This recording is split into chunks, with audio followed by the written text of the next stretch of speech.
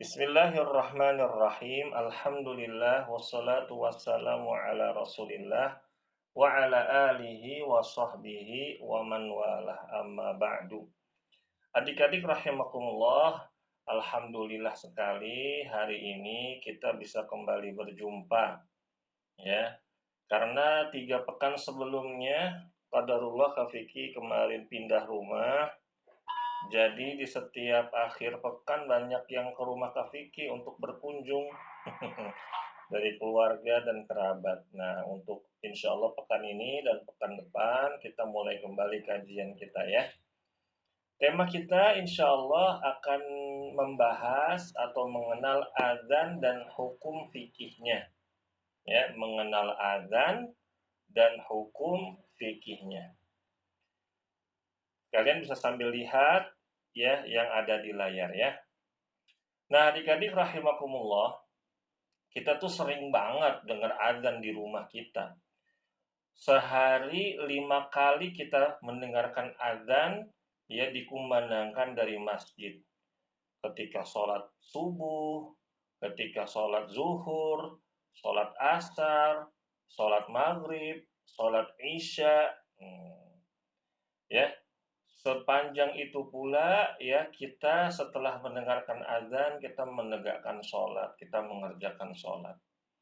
Dan adik-adik rahimakumullah, setelah pada pertemuan yang lalu kita sudah mempelajari waktu-waktu sholat, kalian harus tahu bahwa bumi kita ini ya berputar. Allah Subhanahu wa taala menjadikan bumi kita ini berputar. Dan setiap perbedaan waktu, anak-anak rahimakumullah yang kami cintai karena Allah Subhanahu wa taala, setiap belahan bumi itu di mana ada masjid, maka adzan akan senantiasa berkumandang di seluruh dunia, bersaut-sautan. Nah, Kak Vicky, adzan itu berarti sangat agung dong. Adzan itu berarti syiar agama Islam yang sangat luar biasa. Emang adzan itu apa sih? Nah, adik-adik rahimakumullah. Kata para ulama, adzan adalah panggilan atau seruan untuk sholat dengan menggunakan kalimat-kalimat tertentu. Ya, tentunya kalimat-kalimatnya dengan bahasa Arab ya adik-adik ya. Bukan dengan bahasa Inggris, bahasa Jepang, bahasa Korea, bukan, tapi dengan bahasa Arab. Dan mengumandangkan azan, hukumnya adalah fardu kifayah. Fardu kifayah itu apa? Fardu kifayah adalah apabila di suatu daerah sudah ada yang mengumandangkan adzan oleh satu orang saja, maka daerah tersebut sudah terwakili dan orang-orang yang ada di daerah tersebut tidak berdosa. Ya. Jadi Kak Vicky, kalau misalkan nih kan aku tinggalnya di daerah misalkan tinggal di daerah Kalisari nih Kak Vicky. Di Kalisari nggak ada yang adzan. Itu gimana Kak Vicky? Maka orang-orang di Kalisari akan berdosa. Terus Kak Vicky, aku tinggal di daerah Cijantung. Ya, Zafran, dimatikan dulu mikrofonnya ya. Nah, kalau misalkan aku tinggal di daerah Cijantung itu kan luas Kak Vicky. Ya, terus nggak ada yang azan satu orang pun di masjid, itu gimana? Nah, itu orang-orang di Cijantung tersebut bisa berdosa, ya, bisa berdosa. Ini contoh adik-adik kalau kalian masih ingat ya, waktu di tahun 2020, 2021, waktu zaman ada virus COVID-19, biasanya adik-adik rahimakumullah ya, azan itu berkumandang saut-sautan. Ya. Ya, adzan itu berkumandang dari masjid ini, dari masjid itu, dari masjid sebelah sana, RT sana, RW sana, semuanya bersaut-sautan. Tapi ketika COVID, yang adzan paling cuma satu, cuma dua masjid yang adzan. Karena ada larangan ya untuk berkumpul dan anjuran untuk sholat di rumah masing-masing. Nah, selama ada uzur seperti itu adik-adik, maka orang-orang di daerah tersebut tidak berdosa. Ya, karena apa?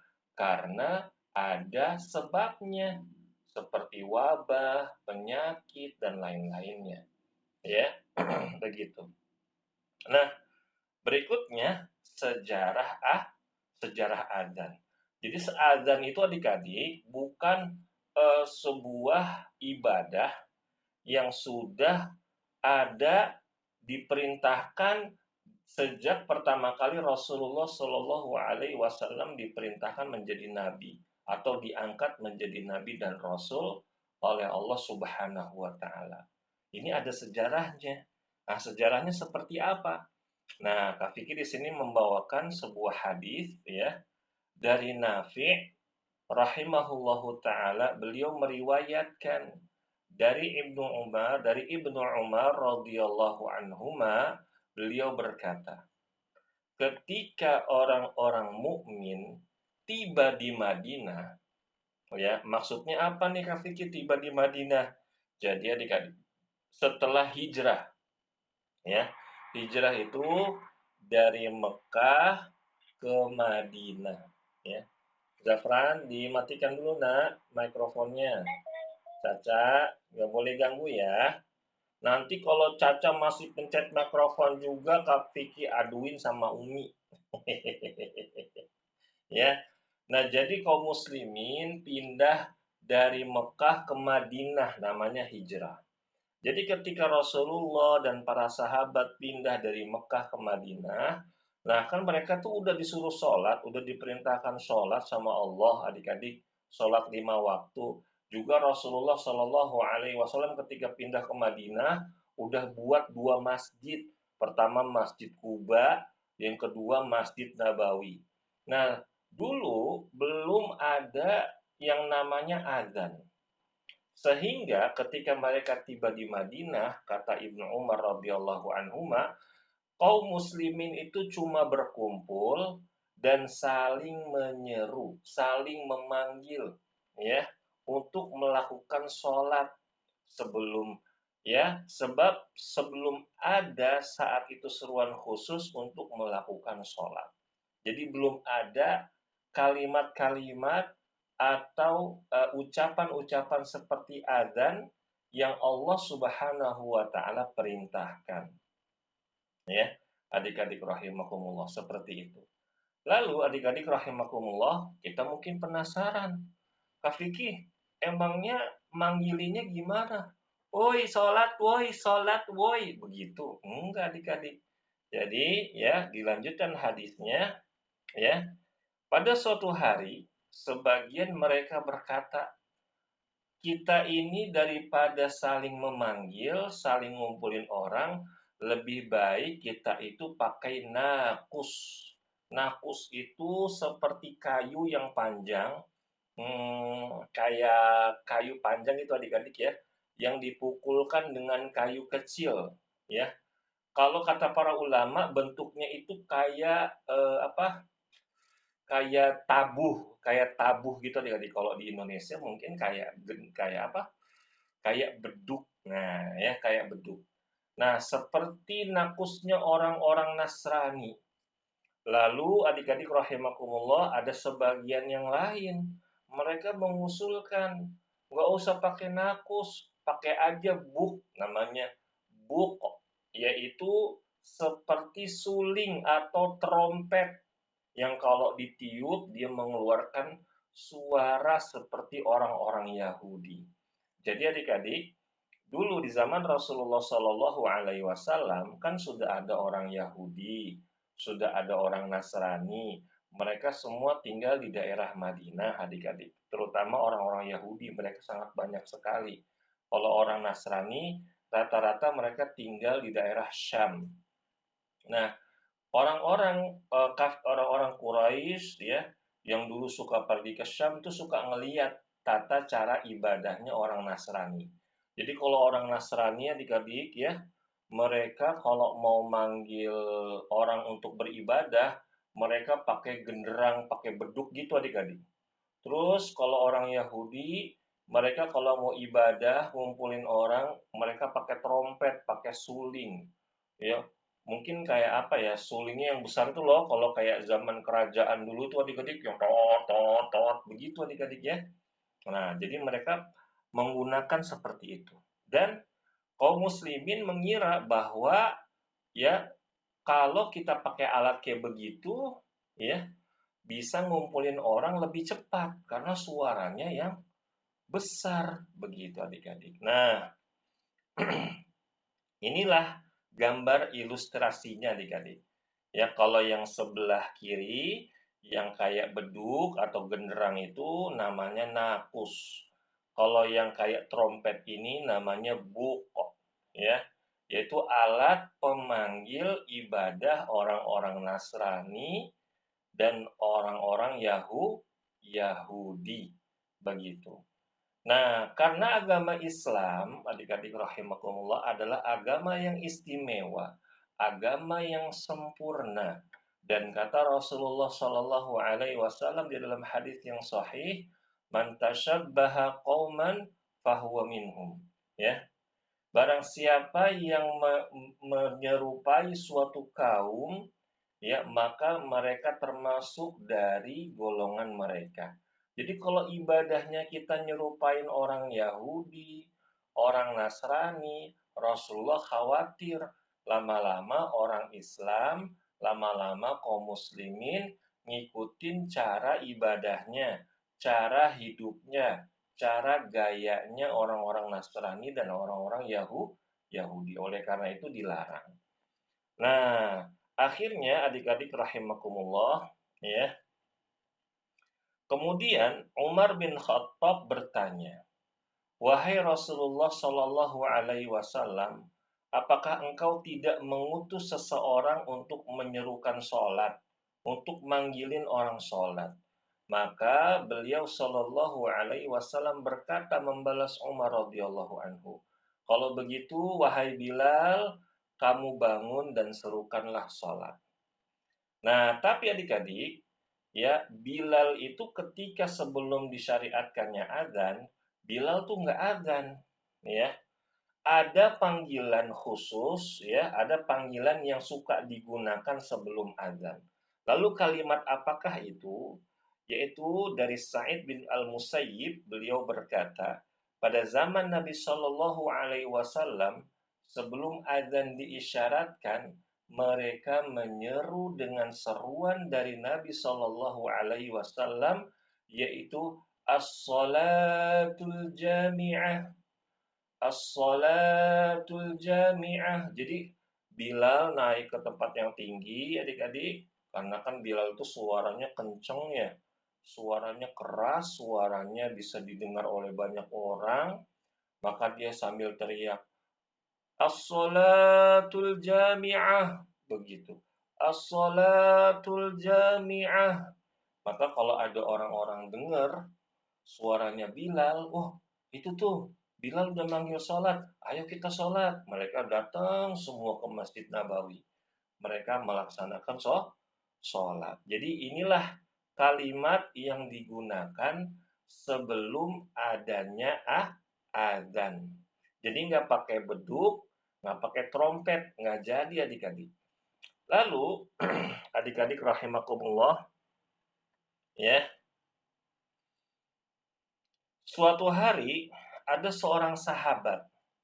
Nah, sahabat ini namanya Abdullah bin Zaid. Beliau berkata, ketika beberapa sahabat memberikan usulan kepada Nabi Shallallahu Alaihi Wasallam untuk menggunakan beduk, untuk menggunakan nakus dalam mengumpulkan orang-orang untuk melaksanakan sholat, lalu tiba-tiba aku bermimpi. Jadi Ketika mereka sedang rapat adik-adik, mereka sedang berdiskusi, gimana nih caranya nih kita biar kumpul cepat, suaranya biar keras, biar didengar orang banyak, biar yang sholat jamaah semakin banyak. Setelah rapat begitu, Abdullah bin Zaid pun pulang adik-adik. Ketika itu dia tidur, ya. Lalu beliau bermimpi melihat seseorang dengan nakus di tangannya berputar di sisiku. Jadi sambil megang apa? Megang beduk itu, megang gendang gitu adik-adiknya, genderang yang dipukul pakai kayu, dia sambil ngelilingin Abdullah bin Zaid. Kemudian Abdullah bin Zaid bertanya kepada orang yang muterin dia itu yang di dalam mimpi, "Wahai hamba Allah, apakah engkau menjual nakus itu?" Ia menjawab, "Apa yang akan kamu perbuat dengan nakus?" Maksudnya, Abdullah bin Zaid, emangnya kamu mau ngapain beli gendang ini? Buat apa kamu beli beduk ini? Nah, kata Abdullah bin Zaid, aku mau beli sebagai seruan untuk sholat. Maka orang yang megang nakus tersebut, ia berkata, "Wahai Abdullah bin Zaid, maukah engkau aku tunjukkan yang lebih baik dari itu?" Maka Abdullah bin Zaid pun menjawab, "Ya, aku mau." Maka dia pun berkata, "Wahai Abdullah bin Zaid, kalau mau sholat, kalau sudah waktu sholat masuk, kumandangkanlah." Ya, nah ini nih, Abdullah bin Zaid diajarin adzan di dalam mimpinya adik-adik rahimahullah. Allahu Akbar, Allahu Akbar. Nah, ya. Nah, adik-adik di sini ada yang udah bisa adzan belum? Siapa yang bisa adzan nih yang laki-laki? Ah, coba Kak Vicky minta yang umurnya udah 10 tahun. Yang umurnya udah 10 tahun siapa? Ah, siapa yang udah 10 tahun? Oh ya, coba Ibrahim. Coba Ibrahim, silakan. Yang lain dengarkan ya. Yang lain dengarkan dulu. Terus ditutup dulu mikrofonnya. Mikrofonnya dimatikan dulu ya. Biar suaranya tenang. Silakan Ibrahim. Coba kita mau dengar Ibrahim azan nih. Ya, Tad. Allahu Akbar, Allahu Akbar. Terus. Allahu Akbar, Allahu Akbar. Asyhadu an la ilaha illallah. Bagus. Asyhadu an la ilaha illallah.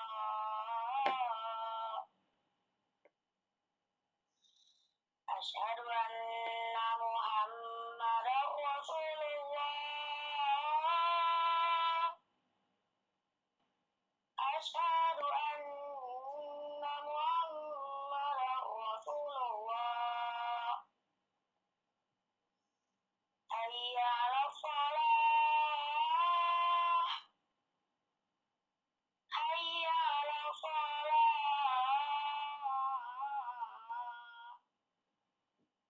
Hayya 'alal falah. Hayya 'alal falah. Allahu Akbar, Allahu Akbar. La ilaha illallah. Iya, barakallahu fiik Ibrahim. Nah, sekarang Kak Vicky minta yang usianya 8 tahun. Siapa yang usianya 8 tahun di sini? Nggak ada yang usianya 8 tahun. Aku lebih. Usianya, oke kalau gitu yang 9 tahun. Siapa yang 9 tahun? Nggak jadi, ya Allah. Nah, Baik adik-adik rahimakumullah. Nah, itulah tadi ya bentuk dari kalimat azan yang diajarkan oleh siapa? Oleh orang yang ada di dalam mimpinya Abdullah bin Zaid. Kemudian adik-adik rahimakumullah, orang itu setelah mengajarkan kalimat azan, dia pun berkata, "Wahai Abdullah bin Zaid, jika kamu udah azan, terus kamu mau sholat, maka ucapkanlah kalimat iqamah." Ya, kalau yang iqamah sekarang coba yang akhwat siapa yang mau nih? Apa? Silakan Akilah, coba Akilah bisa komat nggak? Silakan Akilah. Asyhadu an la ilaha illallah, asyhadu anna Muhammadar Rasulullah. Hayya 'alas shalah, hayya 'alal falah, qad qamatis shalah, qad qamatis shalah. Allahu akbar, Allahu akbar, la ilaha illallah. Iya, Masya Allah, bagus ya. Barakallahu fiq Akilah. Nah, Kak Vicky, kok yang adzan cuman yang ikhwan doang, yang akhwat nggak disuruh adzan nanti ya, yang akhwat ya. Nanti kita bahas sekalian. Emangnya kalau perempuan boleh adzan nggak sih? Nah, itu nanti kita akan pelajari sama-sama adik-adik. Nah, setelah mendapatkan pengajaran ini, kalimat adzan, terus kalimat iqomah, lalu Abdullah bin Zaid pun bangun. Ya, dia terbangun, kemudian adik-adik rahimakumullah, di pagi harinya aku menjumpai Rasulullah Shallallahu Alaihi Wasallam. Aku kabarkan kepada beliau apa yang ada di dalam mimpiku. Kemudian Nabi Shallallahu Alaihi Wasallam bersabda, "Wahai Abdullah bin Zaid, sesungguhnya itu adalah mimpi yang benar. Katakanlah kepada Bilal mengenai mimpimu itu, terus kamu ajarin dia, terus suruhlah dia mengumandangkannya setiap masuk waktu sholat. Sesungguhnya ia lebih baik suaranya dibandingkan kamu." Ya, Abdullah bin Zaid pun akhirnya sedikit di riwayat yang lain ya adik-adik ya. Abdullah bin Zaid sedikit protes adik-adik sama Rasulullah. Rasulullah kan dia mimpi aku.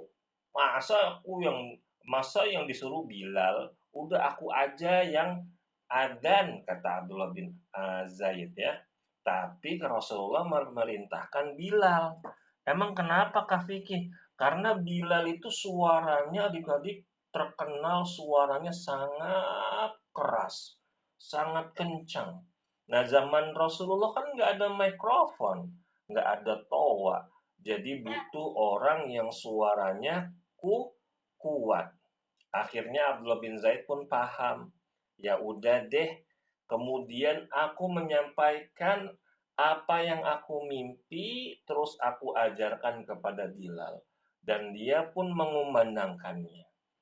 Nah, adik-adik rahimakumullah, ketika Bilal pertama kali azan, yang terjadi itu di Madinah ya, yang KPK baca di riwayat lain, mereka tuh langsung kumpul. Nggak seperti sebelumnya. Kenapa? Kok begitu Kak Vicky? Karena mereka kaget. Apa nih? Ada kalimat-kalimat yang baru. Kalimatnya indah. Allahu Akbar, Allahu Akbar. Allah Maha Besar, Allah Maha Besar. Allahu Akbar, Allahu Akbar. Allah Maha Besar, Allah Maha Besar. Asyhadu an la ilaha illallah.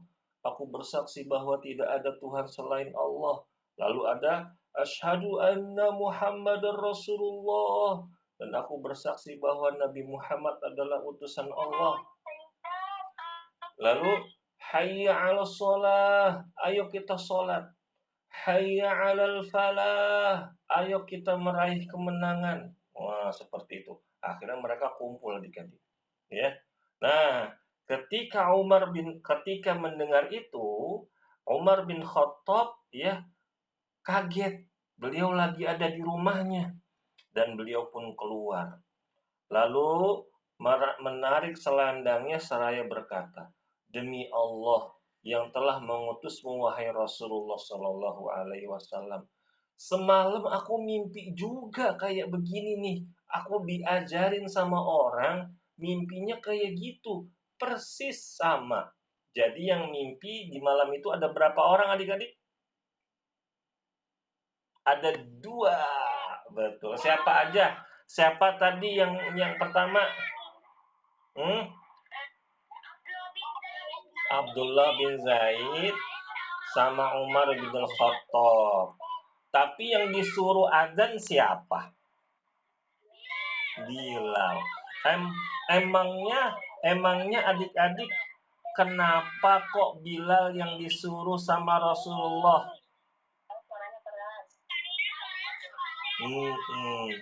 Suaranya keras. Emang suaranya Bilal kayak batu? Suaranya kenceng maksudnya ya adik-adik rahimakumullah ya. Nah, jadi adik-adik rahimakumullah, berdasarkan hadis ini, para sahabat itu ada orang-orang yang mulham atau mulhim. Zafran, dimatikan dulu mikrofonnya. Mulhim. Maksudnya apa Kak Vicky mulhim? Mulhim aku nggak tahu. Mulhim itu orang yang suka dikasih ilham sama Allah. Emangnya semua orang bisa dapat ilham dari Allah, Kak Vicky? Enggak semua adik-adik.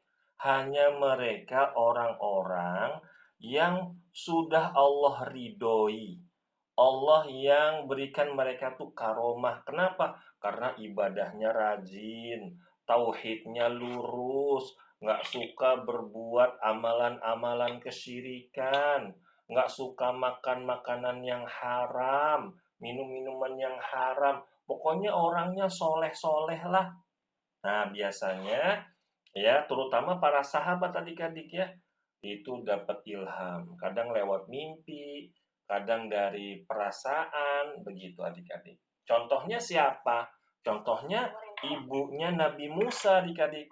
Kalau kalian masih ingat, ya, kisahnya Nabi Musa dulu waktu sama Kak Vicky ceritakan bagaimana ibunya Nabi Musa itu punya ilham datang dari Allah menghanyutkan Nabi Musa yang masih bayi ya ke dalam keranjang terus dihanyutin ke sungai Nil. Kalau bukan Allah yang mengilhami beliau, menguatkan beliau, Kak Fikri rasa tidak ada seorang ibu pun yang tega menghanyutkan anaknya yang masih bayi ke sungai. Ya, begitu adik-adik. Rais, mikrofonnya dimatikan dulu sayang. Mikrofonnya. Pinter, Masya Allah. Barakallahu fiik Rais. Nah, seperti itu adik-adik rahimakumullah. Dan Rasulullah ketika mendengar ada Umar sama Abdullah bin Zaid bermimpi dengan mimpi yang sama, beliau mengucapkan Alhamdulillah. Segala puji bagi Allah Subhanahu wa ta'ala. Dan hadis ini sahih riwayat Abu Dawud. Nah, begitulah adik-adik. Jadi ini adalah sejarah dari bagaimana azan itu bisa menjadi syariat yang diterima oleh kaum muslimin. Jadi kalau misalkan adik-adik kalian ingat pelajaran kita waktu-waktu tentang pelajaran waktu-waktu sholat, yang ngajarin Rasulullah siapa coba? Iya, pinter Akilah, Masya Allah. Malaikat Jibril, sehari datangnya 10 kali. Ingat nggak? Sehari datangnya 10 kali. Yang pertama ngajarin sama Rasulullah awal waktunya. Yang kedua ngajarin Rasulullah akhir waktu dari sholat tersebut. Jadi kalau 2 dikali 5 totalnya berapa adik-adik? 10. Malaikat Jibril naik turun ngajarin Rasulullah 10 kali untuk mengajarkan waktu-waktu sholat. Tapi kalau azan, Allah Subhanahu wa ta'ala memberikan ilham kepada para sahabat. Ya, Begitu. Nah, adik-adik, karena waktu Isya sebentar lagi, ini Kak Vicky tutup dengan membawakan perkataan seorang ulama yang terkenal. Namanya Imam An-Nawawi rahimahullahu ta'ala. Beliau mengatakan, hikmah disyariatkannya adzan adalah sebagai syiar Islam. Syiar Islam. Adik-adik rahimakumullah, kita bersyukur loh tinggal di Indonesia. Adzannya pakai toa banyak banget. Kalau kalian tinggal di daerah-daerah selain negara kaum muslimin, contohnya misalkan adzannya di Jepang. Nah, di Jepang adik-adik nggak boleh pakai toa. Jadi adzannya cuma di dalam masjid. Allahu Akbar, Allahu Akbar. Nggak boleh pakai toa. Ya. Terus misalkan di Rusia juga sama. Ya, di Rusia nggak boleh pakai toa. Begitu. Atau di negara-negara non-muslim lainnya. Kita bersyukur di Indonesia, masjid ramai banget tuh sama azan ya adik-adik. Lalu ada syiar tauhid. Tafikir syiar tauhidnya di mana? Ada kalimat asyhadu alla ilaha illallah, asyhadu anna muhammadar rasulullah. Ya, lalu berikutnya sebagai pemberitahuan telah masuknya waktu sholat dan sebagai ajakan untuk mengerjakan sholat secara berjamaah, khususnya buat laki-laki adik-adik. Nah, adik-adik rahimakumullah, karena sudah masuk azan, Kak Vicky tutup ya dengan ada sedikit Kak Vicky mau bahas tentang iqomat. Tentang iqomat. Ini adik-adik, kalau kita suka dengar orang qomat begini. Allahu Akbar, asyhadu an la ilaha illallah, wa asyhadu anna Muhammadar Rasulullah. Itu salah ya. Karena di dalam hadis tidak ada tambahan wa asyhadu, tidak ada. Langsung habis asyhadu an la ilaha illallah, asyhadu anna Muhammadar Rasulullah. Nah, adik-adik rahimakumullah sudah azan tuh. Siapa tuh yang di rumahnya udah azan? Insya Allah adik-adik, kita lanjutkan kajian kita pada pertemuan berikutnya dan kita akan membahas keutamaan azan. Ya, mudah-mudahan kajian kita pada petang hari ini menjadi ilmu yang bermanfaat untuk kita semuanya. Buat yang laki-laki yang mau sholat ke masjid, ya, wudhu dulu dari rumah dan diantar sama abinya ya. Kita tutup dengan membaca doa kafaratul majelis. Subhanakallahumma wa bihamdika asyhadu an la ilaha illa anta astaghfiruka wa atubu ilaik. Wassalamualaikum warahmatullahi wabarakatuh.